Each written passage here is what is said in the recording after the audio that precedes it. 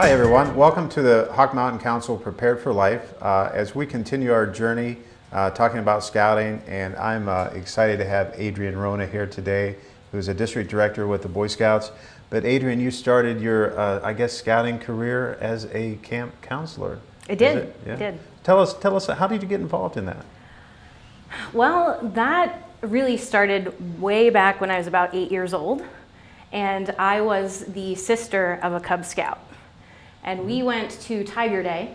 My mom just wanted somebody to drive with her on the way to camp to drop off my dad and my brother. I got to camp at Hawk Mountain Scout Reservation, and I saw hundreds of people everywhere. And they were running around, having fun, doing different games and activities. And I begged my mom to let me stay. And she let me. I didn't have a lunch. I didn't have anything packed. So my dad shared his lunch with me that day.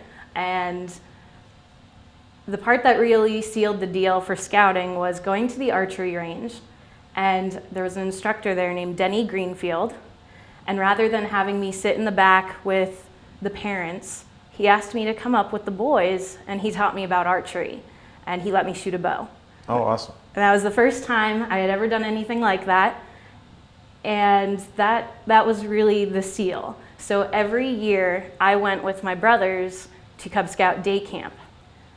And then eventually, several years go by, I turned 15 years old, and the camp director, Roberta Conrad, said, "You know, you're old enough to work here now." And that thought didn't even cross my mind because she was the only female on staff, at least the Cub Scout staff that I saw.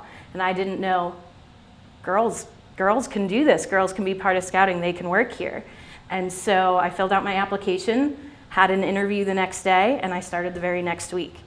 Awesome, awesome. Well, next time I see Roberta, I'm going to thank her, because if she wouldn't have asked you to work there, then you wouldn't be working for us now. So, yes. And we would miss out on your energy and enthusiasm. A lot of folks, we talked in our last series with Brian Beto, a lot of folks don't know that young women can not only work at camp, but be involved in our program. And we have a lot of activities geared towards young women at camp. Mm-hmm.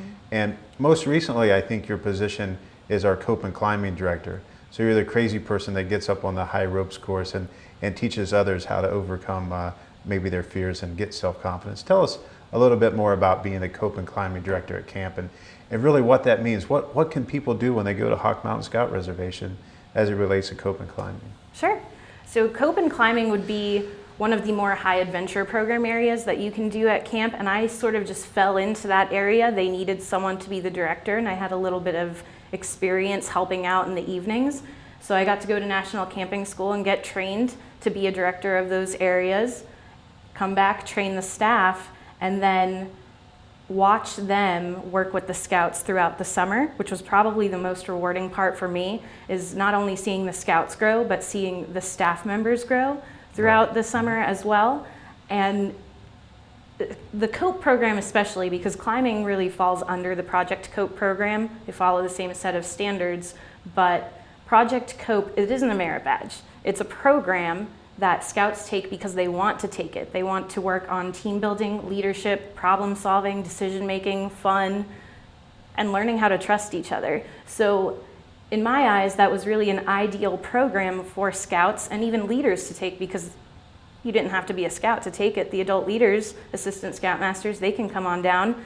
And it's not just about climbing 50 feet in the air and being on the ropes. It's a week-long progression of really getting to know the people that you're working with, breaking down barriers, getting to know each other, and allowing trust to flow between each member of the team, which really translates well to home life, school, sports teams, because any group of people with the same common goal is a team. And so this allowed them to work through a team and see how teams work together when they're presented with challenges. Now, you're not going to have a challenge where you have to climb over a 12-foot wall with 12 other people in real life, but you take what you learn from that and apply it to real life. And so it's a challenge that you do in a fun way. Oh, absolutely. So for those folks who don't know what we're talking about, COPE it stands for Challenging Outdoor Personal Experience. And as Adrienne says, it involves the ropes courses and climbing over walls, rappelling, doing a zip line. And You know, when you talk about team building, it's not only for our scouts. You also host several businesses from our community. M&T Bank, I think, was the last business that came up to camp just a few weeks ago to go through that. And they just learned so much about themselves and had fun. And everyone survived. And I think they're going to be better off for it. And another group that uses it all the time is the United Way here in Berks County. They've been, what is it, 17, 18 years that they've been bringing folks up? A very long time. They come every fall. They bring a large group of people, about 30, their entire team, all of their volunteers. They'll come out to us on, it's usually their last day of training, so they have a little bit of time with each other first. And then they work through the low course and the high course all in one day, just solidifying that bond of that team and getting that energy ready to go out and reach their goals. So as a business leader, that you have a team that you want to come up and have them spend time with Adrienne, all you have to do is call us at 610-926-3406. Maybe give us about 2 months warning that you want to come up. And it's very affordable and fun, and you can do a half day, a full day, or maybe a few weekend hours. if you want to. So a lot of opportunities for folks in the community to use our camp. But I want to talk about some of the things, when people think of scouting, they think of camping, but they don't really truly understand what goes on at camp. They don't know that we have a welding merit badge. When you think of camping, you don't think of the welding merit badge or our new pottery merit badge that we're starting this year. So tell me about some of the unique things that happened that people might not think of as Boy Scout camping. Well, the first thing that I like to think of when it comes to camp is what I believe is the heart of camp, and that's actually the campsite. Because that is where the troops are working, and they are using the patrol method, and they're working with their leaders to really make sure that as a team, they're going to survive that week. They get through it together. So I believe that that is the heart of the camp right there, being in the campsites with the troops. Beyond that, the entire camp has an atmosphere of fun and camaraderie. We have campfires. We do ceremonies for our distinguished scouts. We have cracker barrels, which are basically little get-togethers at night with different groups like venturers or the older scouts or the leaders, and we just get together and talk. And it's really a good forum for people to share ideas and what they're doing in this unit versus that unit, and then maybe they can do things together. And it's really there to show them that scouting is more than just their unit. It's a worldwide movement. And when they come to camp, that helps them see that. Yeah, and speaking of that worldwide movement, so when you go to Hawk Mountain Scout Reservation at any one week, you maybe have 400, 500, 600 folks there, Boy Scout age folks. We're talking about Cub Scouts here in a second, but you have them from all over the East Coast and some as far away as the Midwest. And the cool thing that we started doing a few years ago is having international scouts come to work at camp. And I think we have one from Spain this year and one from the Middle East. We had a person from Egypt last year, and that's just so great that our kids get to talk with folks from another country, because at 12, 15 years old, they probably haven't been worldwide travelers yet. So I'm glad you said that. Scouting brings a lot of different folks together for one common thing, and it is more than camping. It's about learning from each other.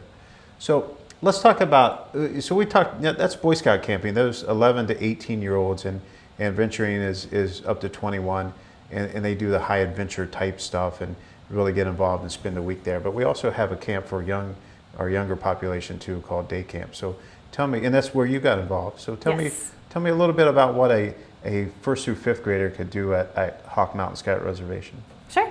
So we have a day camp program. We run that for 4 weeks out of the summer, and they're basically there for a school day from 8:30 to 3:30. We start with the flag raising, we end with the flag lowering at the end of the day, but in between, we are jam-packed with fun activities. They get to go to the pool, BB range, archery, do some arts and crafts, learn how to tie knots, learn about citizenship. So they're getting the fun aspect, but there's also education involved in that. And most of the time, they don't even know they're learning something because they're having so much fun doing it. Right. And we run that for 4 weeks. We also have residential programs that our Cub Scouts can come to as well. We have a 2-night stay where Cub Scouts can come out with their families or with their units, and they do the same general activities during the day, but they also get to stay overnight, do some night hikes, have some campfires and sing songs around the fire, roasting marshmallows, and that really lets them have a shortened experience to see what it would be like to be a Boy Scout. And our Webelos, they get to do that as well. They have a 3-night stay for our Webelos resident camp. So the older Cub Scouts, they get a bit more time staying overnight. So they're really prepared for the next year when they start as a first-year Boy Scout, and they stay the whole week. So we have programs for everyone from first grade to 21 years old, and even adults can participate in what we do. So in our next segment, we're actually going to go to camp and interview some of our campers and maybe a few adults while they're having fun in the outdoors. But if you want to visit our camp, or if you want to get your young person involved, give us a call, 610-926-3406. You have about 2 weeks before camp starts, but we'll still take your reservation, get you up there, let you have a good time. If you just want to come up for a day, we can do that also. But I want to thank you for being here, Adrienne, and thanks for doing what you do for the Hog Mountain Council. And thank you for tuning in and watching us as we prepare young kids for life. Check in again next week for another edition on our Hawk Mountain Scout Council Prepared for Life series. For more information, visit our website, hmc-bsa.org, or call us at 610-926-3406. You can also find us on the People Chronicles YouTube channel.